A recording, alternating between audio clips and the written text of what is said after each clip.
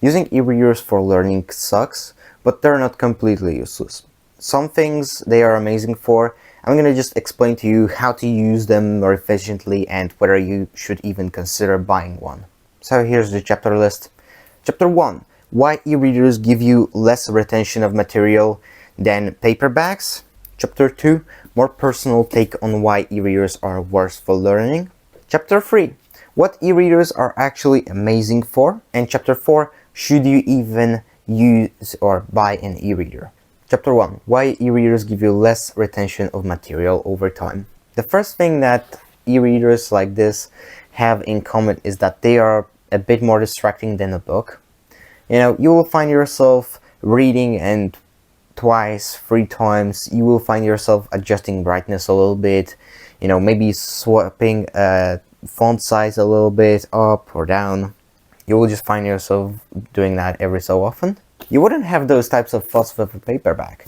You would just sit whenever. If you were sitting down and you decided, like, yeah, there's enough light to read, you would just not pay attention to that, and you would just immerse yourself into the story more or into the advice more if you're reading a self-help book. Here, there will be something in the back of your head, kind of like thinking like, oh, I kind of don't like this lighting a little bit. Let's swap that a little. Like, you will find the, perfect setting, quote unquote, for another half an hour or so, or an hour, but then you'll swap it, whatever. But another possibly distracting thing about this, maybe not the most, but definitely a little bit, is the connection to the internet. Most of e-readers have it. Even though they suck at browsing, you still can Google word or, definition of something. If you don't know the word or, the certain thing, you can add it to your word list. But, well, every single word I added there, I couldn't find it later on, that word list, where like you just highlight something and add it to the word list. I couldn't find this thing. Like, I tried for, good 15 minutes and I couldn't. So, I kind of give up on that. So every time I was, coming up with a word that I didn't know, if it was like necessary, I felt like it was necessary, I would kind of Google it. Or if I didn't feel necessary, I was just not caring. I was just kind of guessing what it was from the context. But the temptation were definitely there, even if I didn't care. I just had a thought in the back of my mind, I could Google this. Usually when you read, like, you don't want any like electronics around it to like not distract you, to kind of go into the deep work like flow state when you read.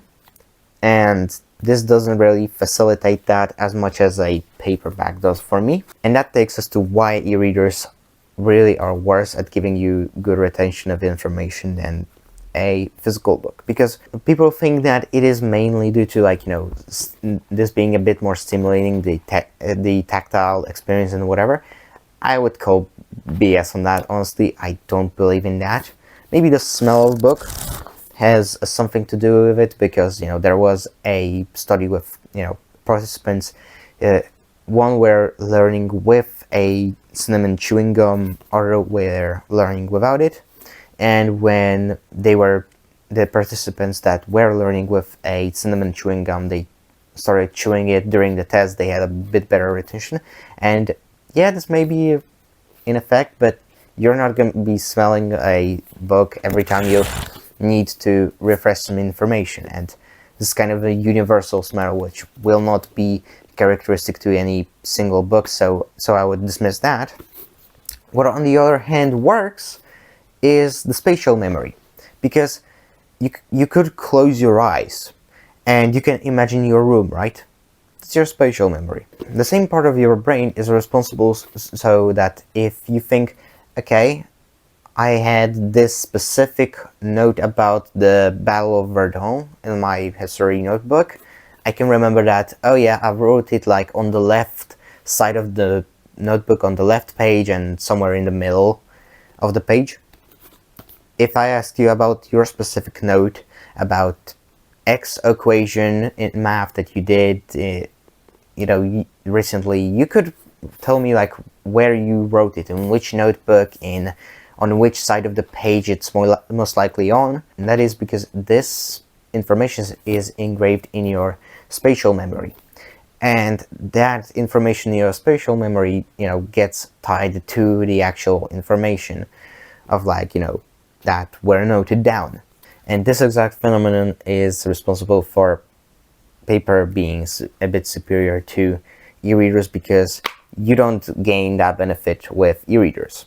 And we can see the same example that I've shown you with notes in any book that you've read. And if you had a quote that you've highlighted, you can easily find it, because you can kind of orient oh yeah, it was this specific quote from Einstein was on the left side of the page on the bottom, and I can just kind of open the book on the first page and kind of flick through looking at that part of the book till I find something that looked about right. It was somewhere here. Yep. Albert Einstein, only one who devotes himself to a cause with his whole strength and soul can be a true master. For this reason, mastery demands all of a person.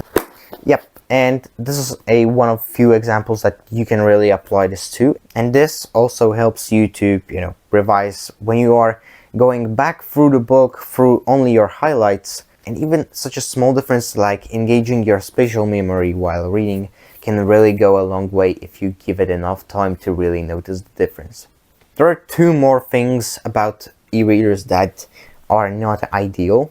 First thing is it's still a screen, so those tire your eyes way less than a phone, but the backlight still is kind of harsh, so I would use an external warm hue light with it. Chapter 2.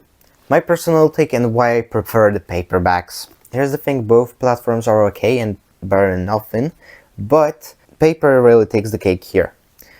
Because when you are reading and you want to highlight something, first you should be reading with a pointer. It not only makes you read faster and it makes it easier to modulate your pace, but when you are using a pen as a pointer, you just trace your text, you just go okay, this was okay, good. So you just go back, you just click, you just make a mark, you just go back to the end of where you want to mark it, you make another mark, and it's done. It's it's literally half a second, maybe second, if you are quick about it. And highlighting on this is not distracting at all. You can make little arrows and such, this kind of types of marginality where you can write something on the side, and you can write on the sides. You can use different sorts of highlights, which is gives you more flexibility. For me, this is okay, the stuff in square brackets is necessary. If stuff is optional for context, I will put it in an open bracket or something else. If something is amazing, I will just underline it, and if it's really amazing, I will either double underline it, or I will add a exclamation mark at the end of the bracket. And you can really see that right here, how I underline things on a book when I read it for self-improvement. Let me show you this.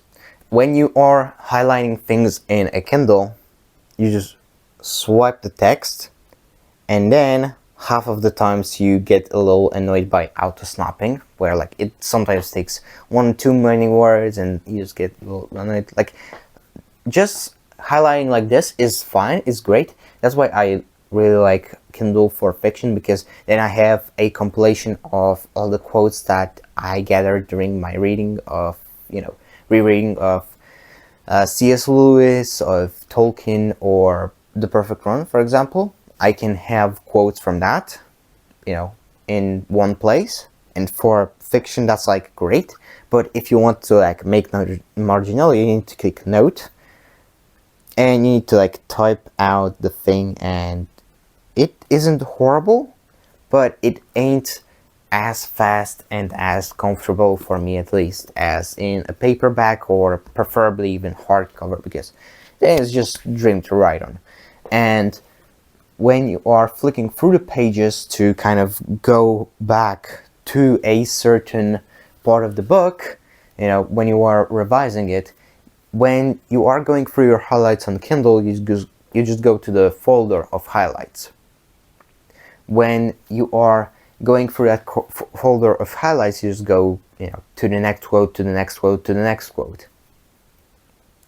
You cannot just, open a book like with a, you cannot open it like a physical book where like you go to a page where the particular quote is and just decide like, okay, I've read the quote, I will read the rest of the page. When you open the folder of your highlights, you will have data of like, okay, this and this book, chapter this, and page this one, and you will find those things, but then you have to swap to to your library. Then you gotta find that book, you gotta open it, you gotta go to the correct page, and then you find your quote from something that is you're already on the page, and it doesn't take any time. It will take you like 10-15 seconds sometimes if you like mess up a little bit in here, which is kind of annoying for me. And this is why I prefer paperbacks over the Kindle, because frankly, well, these are nicer experience to revise. These, I still like my Kindle a lot, but I honestly think that for entertainment it is a 10 out of 10 option. But for more of a serious reading where you are learning or acquisitioning a skill, the paper is really a way to go.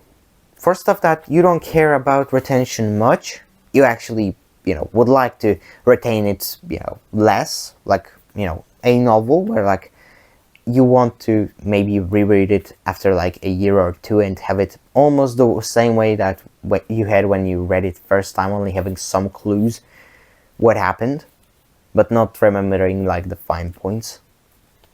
And yeah, Kindles for that are amazing, and I'm gonna say about that later. But this just gives you way more flexibility on how you underline and highlight things, and to leave the breadcrumbs for yourself later to, at the end of the book, kind of go through it again and have a full picture and fully understand the book. Because when you read a book first time, you will not understand it completely. You will maybe think that you do, but you will really forget a lot of things. So like after finishing reading it cover to cover, if you want to maximize the gains from the book, you can just kind of flip through all the highlights that you've read, and bro, the whole picture will be drawn in front of you in like 1 hour and 15 minutes. Chapter 3. Let's play the devil's advocate. What e-readers are actually amazing for? In my opinion, they are amazing for two things. One, for entertainment, aka consuming fiction, manga, whatever you like. And two, for travel. And this is the main point where Kindles really win over the paperbacks, because honestly, the way I use my Kindle is, when I go somewhere I'm not sure if I will be reading, like, I can just throw a Kindle inside my sling or just inside my car, and like it's not committing, like, I can just let it be there. But when I go out and I have it with me, I'm standing in the line, I can just easily pull this out and read a few pages. It's more for like, replacing scrolling for, something a bit healthier. You're not gonna be, learning a ton in like, 1 or 2 page session. But for rereading old self-help books to give you some reminders, or for, just entertainment with, novels and whatever you like, it is a pretty good option. I usually travel with one serious like self-help book in paper and one Kindle. And those things being so handy on travels is what I think makes getting a $10 to $20 Kindle off of eBay just to try a really easy thing to do, because, it is really tempting. And I've used one before like that, before getting this Oasis here. There are things that you can do with a Kindle that you cannot do with a paperback, or without ruining the paperback. Like taking a Kindle to a beach. Kindles definitely do work really well in that form. Or at a pool. If you lay out a pool in your backyard, hey, you can just take your Kindle. If it's waterproof, you can go as is. If you don't have a waterproof Kindle, like I do, I think, you can just put it in a Ziploc bag and use buttons to swap pages, and it'll work too. It's not all, but well, it's not all sunshine and rainbows, and ebooks really come with a few, negatives. One negative is that you don't own your books on a Kindle. Even if you buy a book, you are really renting it long term, and it can be taken away any moment the provider wishes it, which was proven with a very popular company deleting 1984 from thousands of their e-readers because of legal situation with lack of rights to selling 1984 in United States by a seller on that platform. They did give people their money back, but it is kind of meh that not only they can take away your book, but they often edited pre-existing books not long after to delete politically incorrect things from them. How very ironic that they deleted 1984 from thousands of devices a few years back. Anyhow, back to actually owning your things. If you buy a paperback, by the way, you can, a lot of the times you can get a deal on a paperback because, let's say on a Kindle, I found a $5 or $6 copy of 12 Rules for Life. Here in Poland, in English, it's a white crow to find 12 Rules for Life for this cheap, especially in a foreign language where everywhere you buy that, in every country where people don't speak English natively, if you want an English book in original language, well, yeah, you definitely need to pay about 1.5, maybe 2x what you pay for the local language copy. But I got a good deal on this one for $5 or $6. The very same day I checked its price on Amazon, where the prices are pretty stable. Very rarely here are some sales, or if they are not big. It was like $12 or $12.99 or so. So sometimes you can get actual paperback cheaper than an ebook. And this thing, I fully own it. I can lend it out to a friend, which you cannot do with an ebook unless you just lend him out your e-reader, which is, well, probably, companies would say it goes against their TOS, but, well, they will not find out that, most likely. So the only way you lend someone your ebook is if you lend them your e-reader, which is not ideal, let's say. And but on the other hand, books, sometimes you can get them cheaper physically because of more competition on the market. But you can just lend it out to a friend. You can tear a page, wipe your ass with it. Nobody cares what you do with your copy. They have no business and no right to tell you what you can and cannot do. So that is another reason, not only because of better retention of material in your memory, to actually buy paperbacks. Because I bought Kindle because I thought, oh yeah, it's gonna be cheaper to buy ebooks. Yeah, it wasn't that cheaper, and it was often more expensive to buy an ebook than a physical copy. That is, unless you are buying a exclusive for the company, whether it's for Kobo exclusive, Amazon exclusive, whatever, then you don't have a choice really to go anywhere else for that particular ebook or audiobook, whatever. Anyhow, if you enjoyed this video, subscribe. If you want one-on-one help from me to become a better reader, hit me up on Instagram. You can find it in the description. See you in the next video. Bye.